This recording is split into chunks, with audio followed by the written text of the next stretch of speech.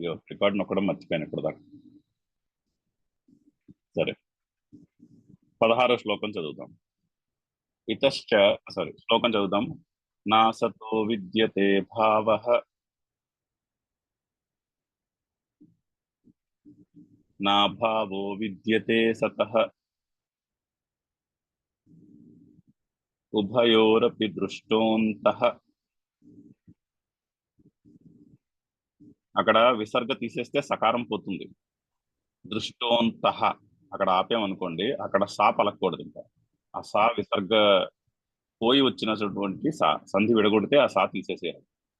తీసేస్తే ఏం మిగులుతుంది? త్వనయోస్తత్వదర్శిభిః. త్వనయోస్తత్వదర్శిభిః. సో నా సతో మళ్ళీ ఇంకొకసారి చదువుదాము.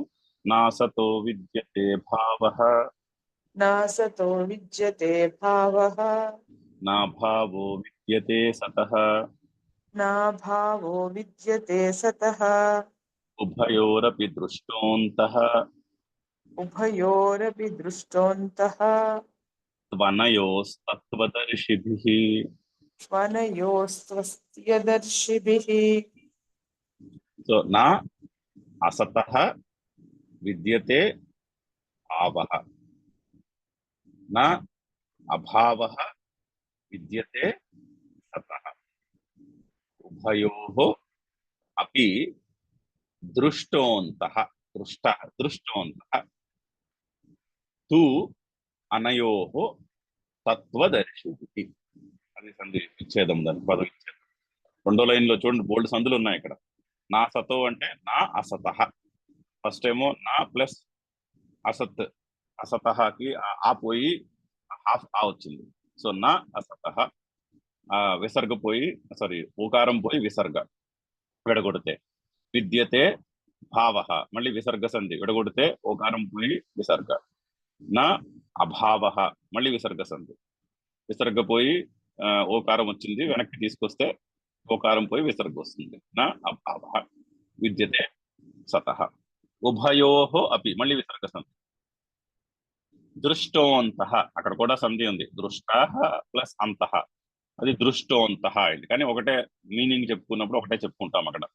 దృష్టోంతః ప్లస్ టూ ప్లస్ అనయోః. అథ్వా ఏంటంటే ఊ ప్లస్ ఆ వా వచ్చింది, అక్కడ ఊ పోయి వకారం వచ్చింది. సో టూ ప్లస్ అనయోః త్వనయోః అయింది. సో తు అనయోః తత్వదర్శిభిః. సో సంధి విచ్ఛేదం సరిగ్గా తెలియపోతే ఈ శ్లోకాన్ని ఆపకూడని చోట్ల ఆపి చదువుకుంటాం. అలా కాకుండా ఉభయోః అపి దృష్టోంతః తు అనయోః తత్వదర్శిభిః అలా రాసుకుంటే అప్పుడు కలిపి చదువుకున్నప్పుడు సంధి ఆటోమేటిక్ గా కరెక్ట్ సంధి, ఫోనెటిక్ కన్కాటినేషన్ ఆటోమేటిక్ గా జరిగి కరెక్ట్ సంధి పలుకుతాం. అయితే ఇది ఈ సెక్షన్ లో మోస్ట్ డిఫికల్ట్ శ్లోకం ఏమో ఇది. ఇక్కడ దాకా వచ్చినప్పుడు ఏంటంటే ఇక్కడ దాకా కొంచెం కొండ ఎక్కుతున్నాము, ఈ తర్వాత తేలిపోతాయి శ్లోకాలు అక్కడి నుంచి దిగినప్పుడు. ఈ 11 నుంచి 30 దాకా 20 శ్లోకాలు ఆత్మ స్వరూపము యొక్క విచారము అని చెప్పుకున్నాం కదా. అందులో ఇది చాలా కష్టమైన శ్లోకము. నేను ఎంతవరకు చెప్పగలనో ప్రయత్నిస్తాను. మీరు ఎంతవరకు అర్థం చేసుకోవాలో జాగ్రత్తగా దాన్ని అర్థం చేసుకోవాల్సి వస్తుంది. చాలా విచిత్రమైన శ్లోకము. దీనికి అందుకనే సిద్ధాంతోపనిషత్ అని పేరు. సిద్ధాంత ఉపనిషత్ అని పేరు. ఇక్కడ అద్వైత సిద్ధాంతము ప్రతిపాదించబడుతున్నది ఈ శ్లోకంలో. సో చాలా అండ్ శంకర్ల విచారం కూడా దాన్ని లాజికల్ గా ఎక్స్ప్లెయిన్ చేస్తారు. కాస్త ఇక్కడ పూర్వపక్షము సిద్ధాంతము ఆర్గ్యుమెంటేటివ్ రైటింగ్ కూడా ఉంటుంది ఇందులో. కొంచెం జాగ్రత్తగా దీన్ని మనము జాగ్రత్తగా అర్థం చేసుకుని ముందుకెళ్లాల్సినటువంటి శ్లోకం. సో నేను ప్రయత్నిస్తాను, గ్యారంటీ ఇవ్వలేను పూర్తిగా సరిగ్గా చెప్పగలనని, బట్ ఎంతవరకు చెప్పగలను ప్రయత్నిస్తాను. అయితే అవతారిక చదువుదాం ముందు. ఇతశ్చ శోకమోహౌ అకృత్వా శీతోష్ణాతి సహనం యుక్తం కర్తుం యస్మాత్. అంటే ముందు శ్లోకంలో మనకి శీతోష్ణాదులను ఎందుకు సహించాలి అన్న ప్రశ్న వేసి దాన్ని ఎందుకు సహించాలి అంటే దానికి ఫలమును చెప్పారు. అంటే శీతోష్ణములను సహిస్తే అమృతత్వమునకు యోగ్యత కలుగుతుంది కాబట్టి సహించు అని చెప్పారు. ఇంకొక కారణం చెప్తున్నారు. అయితే శీతోష్ణాదులను ఎందుకు సహించాలి అన్న ప్రశ్నకి సిద్ధాంతపరంగా సమాధానం చెప్తున్నారు. అద్వైత సిద్ధాంతపరంగా శీతోష్ణాదులను ఎందుకు సహించమని శ్రీకృష్ణుడు చెప్తున్నాడు అర్జునునికి అన్నదానికి. ఎందుకు నేను సహించాలి, ఏమిటి ఒరిగిపోతుంది ఇప్పుడు నేను సుఖ దుఃఖాలను సహిస్తే అన్న ప్రశ్నకు, ఒకటి శీతోష్ణాదులను సహిస్తే సింపుల్, నీకు అమృతత్వము మోక్షమునకు యోగ్యత కలుగుతుంది. ఇంకొక విధంగా అంటే సిద్ధాంతం ప్రకారం, అద్వైత సిద్ధాంతం ప్రకారము, వేదాంతం ప్రకారం కరెక్ట్ గా ఆలోచించినా కూడా శీతోష్ణాదులు మనము సహనము చేయాలి, సహించాలి.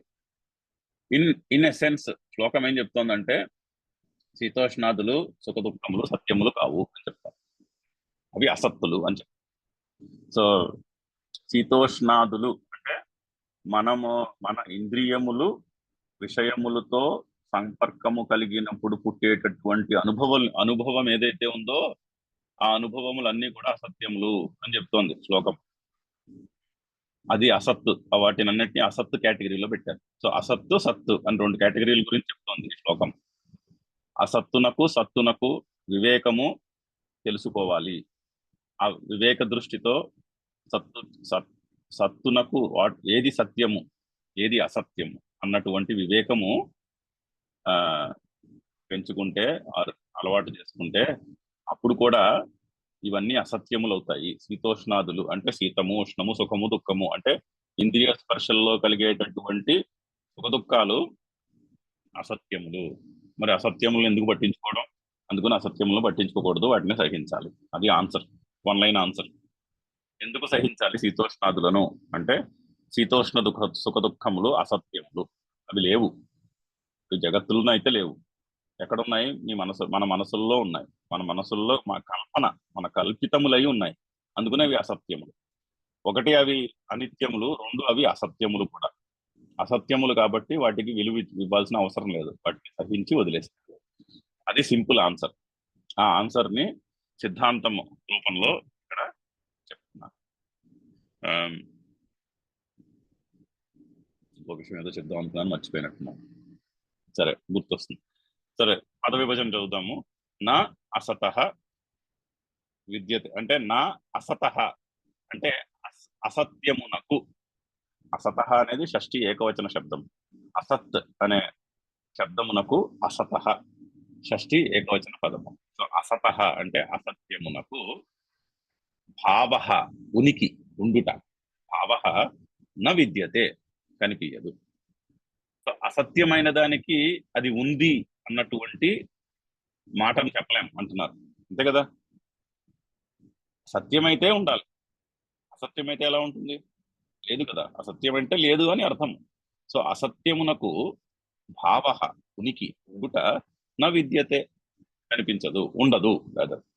అలాగే నా సతః అంటే సత్యమునకు, సత్ అనే శబ్దమునకు షష్ఠి ఏకవచనము సతః. సత్యమునకు అభావః న విద్యతే, నా అభావః విద్యతే సతః. అది కదా పాదము. దాన్ని అన్వయం చేసుకుంటే సతః అంటే సత్యమునకు అభావః అభావము, లేకపోవుట అనేది న విద్యతే ఉండదు. చూడండి, అసత్యమునకు ఉండుట అనే మాట ఉండదు, సత్యమునకు లేకపోవుట అనే మాట ఉండదు. మీరు ఊహించగలుగుతున్నారేమో ఎక్కడికి వెళ్తుందో డిస్కషన్. శీతోష్ణాదులు అసత్యములు అంటే శీతము, ఉష్ణము, సుఖము, దుఃఖము అనేవి అసత్యములు. సో మనము సుఖము ఉంది, దుఃఖము ఉంది అని అనలేము, ఎందుకంటే అది అసత్యము. సుఖ దుఃఖములు లేవు. సత్యమైనటువంటి దానికి, సత్యమేమిటి? ఏ చైతన్య రూపమైతే, మనలో ఉన్న చైతన్యం అయితే ఈ సుఖ దుఃఖములను తెలుసుకుంటున్నదో, ఏ చైతన్యం యొక్క ప్రకాశములో సుఖ దుఃఖములను తెలుసుకుంటున్నామో అది సత్యం. ఆ చైతన్యమునకు అభావ, లేకపోవుట లేదు. అంటే ముందు చెప్పారు కదా, ఆత్మ నిత్యము, చావు పుట్టుకలు ఉండవు. సో చైతన్యమునకు ఒకప్పుడు ఉంది ఒకప్పుడు లేదు అనేటటువంటి మాట వర్తించదు. ఎందుకంటే చైతన్యమే సత్యం. సుఖ దుఃఖములకు ఉన్నాయి అన్న మాటకు చెప్పలేము.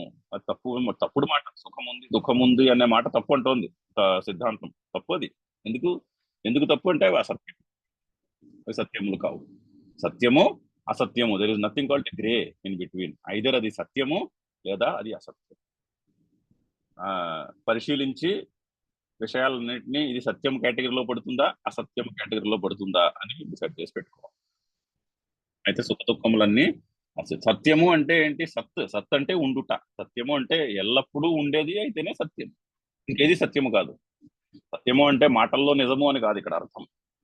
సత్యము అంటే సత్ అంటే మనకి భాగవతంలో వస్తుంది సత్యం పరం ధీమహి. పరం సత్యమును ధ్యానిస్తున్నాం అని అనే అనే పదముతో మొదలవుతుంది భాగవతం. అక్కడి నుంచే వచ్చి ఉంటుంది సత్యనారాయణ అనేటటువంటి నామము. ఆ పరం సత్యం ధీమహి అక్కడి నుంచి వచ్చింది. సో సత్యము అంటే అది. ఏది నిత్యమో అది సత్యం, ఏది సత్యమో అది నిత్యం. సో ఆ సత్యమునకు అభావము లేదు. చైతన్యము హృదయంలో ఉన్న చైతన్యమునకు లేకపోవడం అనేది లేదు. అది ఒక్కటే సత్యము, మిగిలినవన్నీ అసత్యము. అసత్యములకు ఉండుట అనేది లేదు. అంటే ఏంటి? అవన్నీ మిథ్య, కల్పితము, లేవు, జగత్తులు లేవు. ఈ మాట కొంచెము చాలా డిఫికల్ట్ డైజెస్ట్ చేసుకోవడానికి. కానీ ఒక సింపుల్ ఉదాహరణ, దృష్టాంతం నిన్న మనం చెప్పుకున్నాం. మొన్న 3 గ్లాసులు తీసుకుని ఒక గ్లాసులో వేడి నీళ్లు, ఒక గ్లాసులో ఐస్ టెంపరేచర్ లో ఉన్నటువంటి వాటర్, చల్లటి నీరు, ఒక గ్లాసులో మధ్యలో గ్లాసులో రూమ్ టెంపరేచర్ లో ఉన్న నీళ్లు పెట్టుకున్నారనుకోండి. ఒక వేలునేమో వేడి నీళ్ళలో పెట్టింది, ఇంకొక వేలునేమో చన్నీళ్లలో పెట్టింది. అక్కడ శీతము, ఇక్కడ ఒకదానికి ఉష్ణము, ఒకదానికి శీతము తెలుస్తుంది. ఇప్పుడు వేడి నీళ్లలో ఉన్న వేలుని పట్టుకొచ్చి రూమ్ టెంపరేచర్ లో ఉన్న నీళ్లలో పెట్టారనుకోండి, ఆ వేలికి ఆ రూమ్ టెంపరేచర్ లో ఉన్న నీళ్లు చల్లగా అనిపిస్తాయి. అదే చల్లటి నీళ్లలో ఉన్న వేలుని తీసుకొచ్చి రూమ్ టెంపరేచర్ లో ఉన్న నీళ్లలో పెట్టారనుకోండి, ఆ వేలుకి రూమ్ టెంపరేచర్ లో ఉన్న వాటర్ వేడిగా అనిపిస్తాయి. ఇప్పుడు మీరు చెప్పండి, శీతోష్ణములు సత్యములా అసత్యములా? అది దృష్టాంతం. అది అతి తేలికైన దృష్టాంతము. అది అసత్యములే. అవి సత్యములు కాదు. ఎందుకంటే వాటి రూపము నిర్ధారించి వాటి అసత్యములైన శీతోష్ణముల నుంచి పుట్టినటువంటి సుఖ దుఃఖములు కూడా అసత్యం. ఎందుకంటే వాటిని కూడా ఈ ఫలానా కారణము, ఫలానాది సుఖము, ఫలానాది దుఃఖము అని తేల్చలేము. అది ఎప్పుడు మారిపోతూ ఉంటుంది. సో అవి అసత్యం. సో ఇక్కడ చెప్తున్నది అది అసత్యమునకు భావహన విద్యతే, ఉంటుట లేదు. సత్యమునకు అభావహన విద్యతే, సత్యమునకు లేకపోవుట అనేది లేదు. ఉభయోః అపి దృష్టాంతః. ఈ దృష్టవంతః, ఈ రెండింటికి డిఫరెన్స్. దృష్టవంతః అంటే ఈ రెండింటికి వ్యత్యాసము ఏమిటి? సత్యము అసత్యముల మధ్యన ఉన్నటువంటి వ్యత్యాసము ఎవరైతే తెలుసుకుంటారో, దృష్టవంతః అంటే వ్యత్యాసమును చూసిన వారు అని. అంతః దృశ్యతే అంటే దృష్ట అంటే వాటి యొక్క వ్యత్యాసమును పరిశీలించి తెలుసుకున్నవాడు అని అర్థం. ఉభయోః అపి దృష్టవంతః, ఈ రెండింటికి ఉన్న వ్యత్యాసమును తెలుసుకున్నవాడు తు అతడే. అనయోహో కూడా ఉభయోహోతో పెట్టుకోవాలి. అనయోహో ఉభయోహో, ఈ రెండింటికి దృష్టవంతః, ఎవరైతే వ్యత్యాసమును తెలుసుకుంటే. ఎవరు తెలుసుకోగలుగుతారు వ్యత్యాసములు? తత్వదర్శికి, తత్వమును తెలుసుకున్న వారి చేత ఈ రెండింటికి వ్యత్యాసము తెలుసుకోబడుతుంది. తత్వము తెలిసిన వారు ఈ వ్యత్యాసమును తెలుసుకోగలరు. తత్వదర్శిభి అంటే తృతీయ బహువచన పదం. తత్వదర్శి అనే అనే అనే ప్రథమ ఏకవచనానికి తృతీయ బహువచనము తత్వదర్శికి. అంటే చేత, అంటే తత్వమును తెలుసుకున్న వారి చేత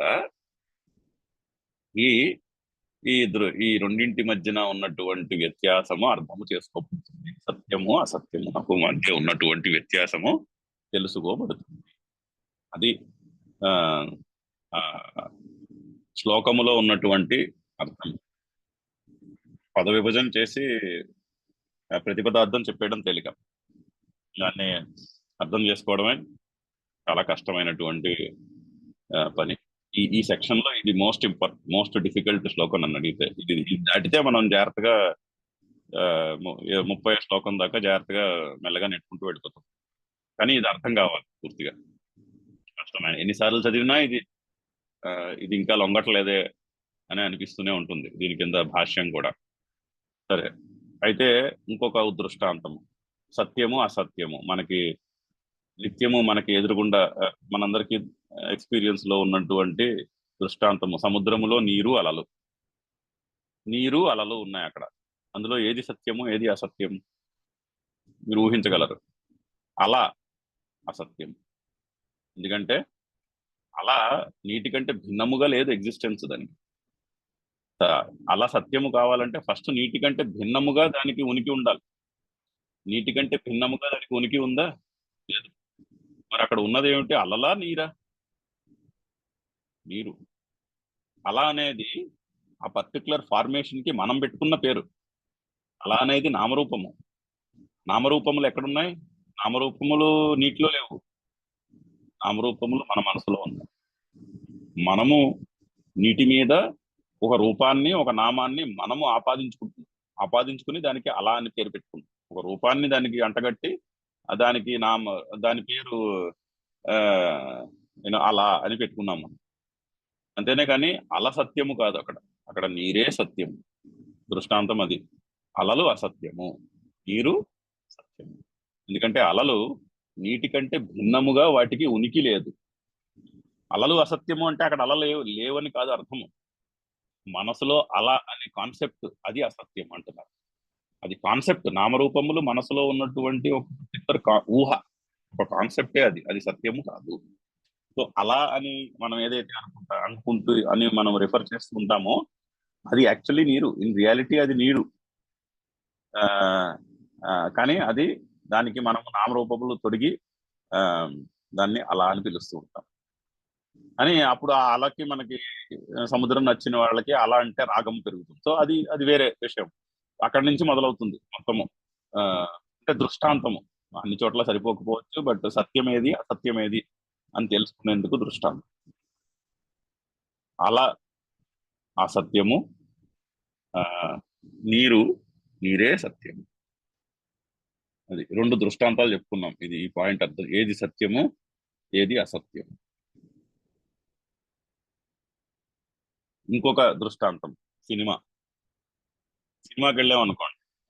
సినిమా తెర ప్రకాశిస్తున్నటువంటి తెర ఉంటుంది. అందు మీద సినిమా కనిపిస్తుంది కానీ సినిమా సత్యము కాదు.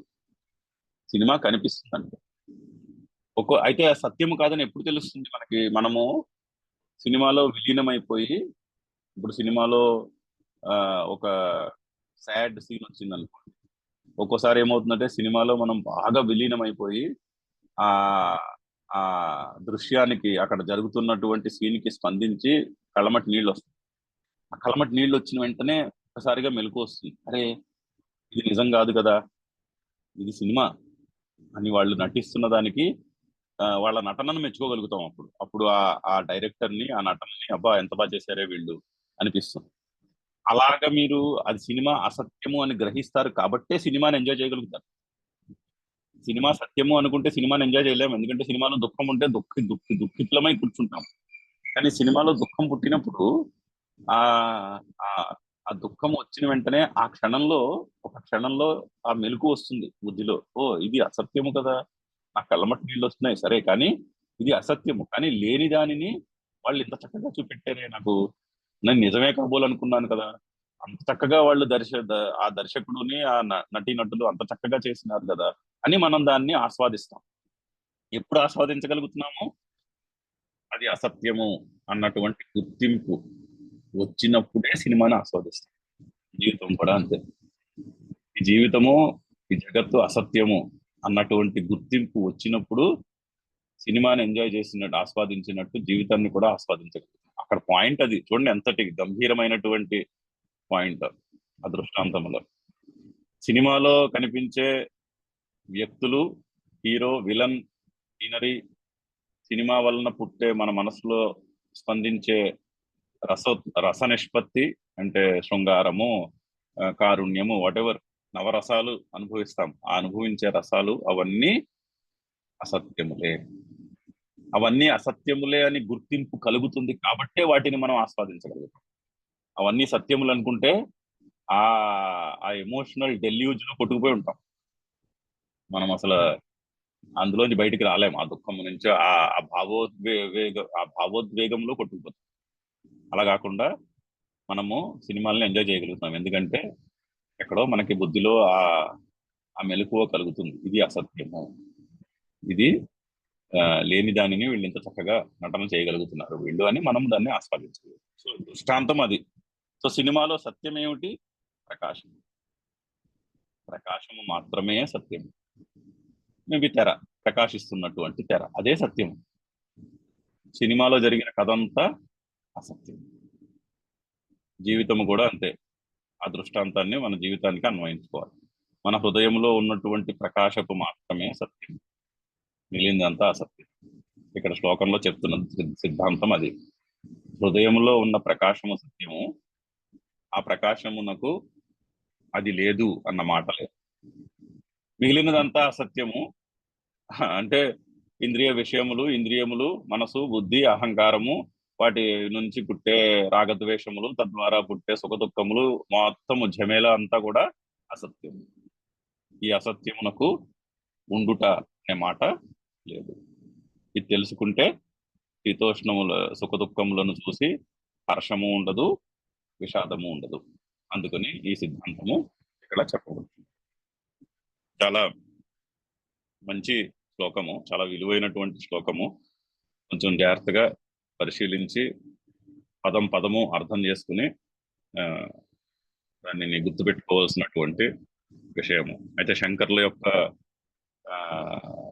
భాష్యము కూడా కొంచెం వివరంగానే ఉంటుంది, కొంచెం టెక్నికల్ గా కూడా ఉంటుంది, లాజికల్ గా ఉంటుంది. మనము గురువారం నాడు లేకపోతే శనివారం నాడు నేను చెప్తాను, మళ్ళీ క్లాస్ ఎప్పుడు మెసేజ్ పెడతాను. గురువారం నాడు శనివారం నాడు శంకర్ల దీని యొక్క భాష్యం చదువుదాం. పడుతుందో 2-3 క్లాసులు పడుతుంది ఆ భాష్యం. బట్ చాలా చక్కగా దాని మీద కొంత అభిరుచి డెవలప్ చేసుకోవచ్చు థింకింగ్ మీద. సో మంచి విలువైనటువంటి శ్లోకము. సిద్ధాంత ఉపనిషత్ అని పేరు, సిద్ధాంతోపనిషత్ అని పేరు ఈ శ్లోకానికి. ఓం పూర్ణమద పూర్ణమిదం పూర్ణాత్ పూర్ణముదచ్యతే పూర్ణస్య పూర్ణమాదాయ పూర్ణమేవావశిష్యతే. ఓం శాంతి శాంతి శాంతి. ఓం. Any comments, questions?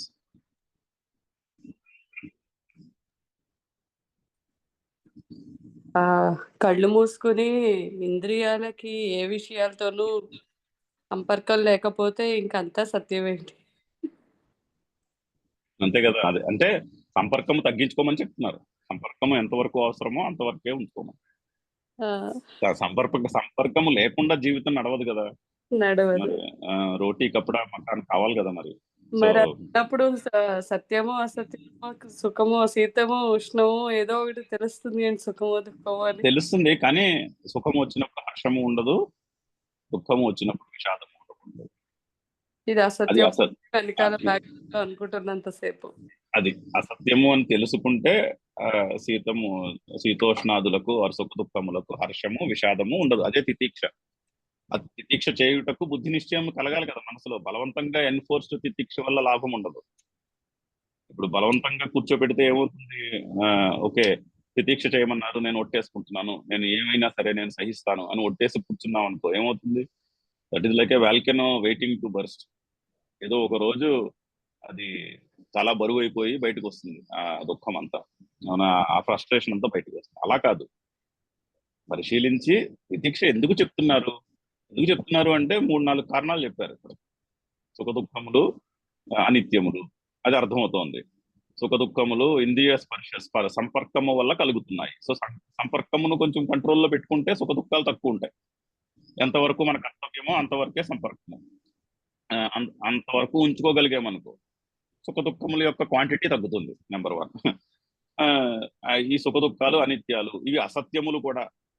సినిమాలో సుఖ దుఃఖములు చూసి ఆనందము దుఃఖము అనుభవించినట్టు ఇక్కడ అనుభవించే ఆనందము దుఃఖము కూడా అసత్యములే, ఎందుకంటే అవి బయట సృష్టిలో లేవు, అవి మన మనసులో ఉన్నాయి అని బుద్ధి నిశ్చయం చేసుకుంటే మెల్లగా వాటిని సహించుట తేలికవుతుంది.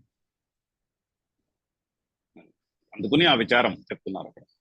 అంటే ఆ విచారమును మన దృష్టిలో పెట్టుకుని మనసులో పెట్టుకుని దాన్ని జాగ్రత్తగా మన జీవితానికి అన్వయించుకుంటూ ఉండాలి, కొంచెం కొంచెం కొంచెం.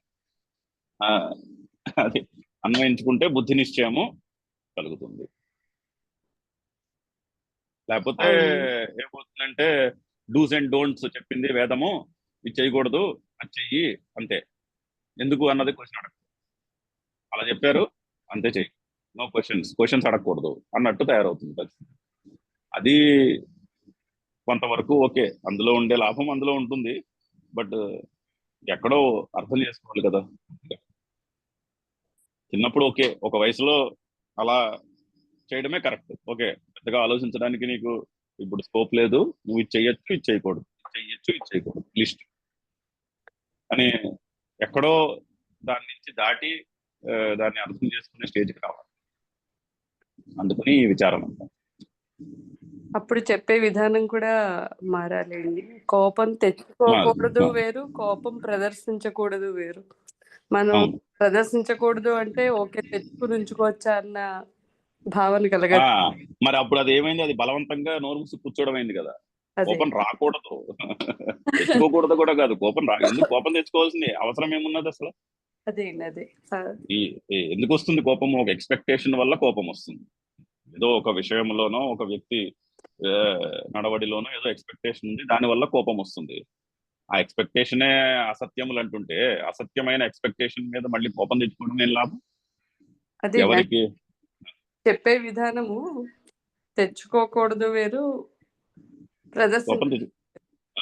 కోపం రావడానికి ఆస్కారం లేదు అన్నది అర్థం. ఎందుకు కోపం వచ్చి ఏం జరుగుతుంది అని అన్న పరిశీలన ఉంటే వచ్చినా కూడా తొందరగా పోతుంది.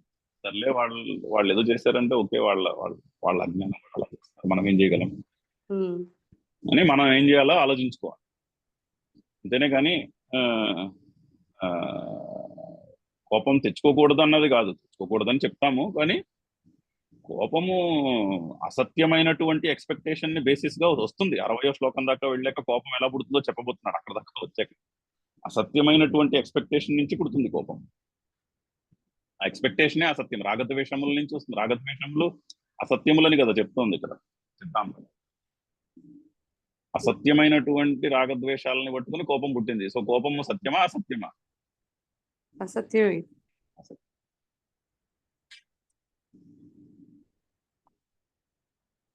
ఓకే సరే, ఓకే అయితే మళ్ళీ గురువారం కానీ శనివారం కానీ థ్యాంక్ యూ. జై గురుదేవ్. జై గురు. Thank you.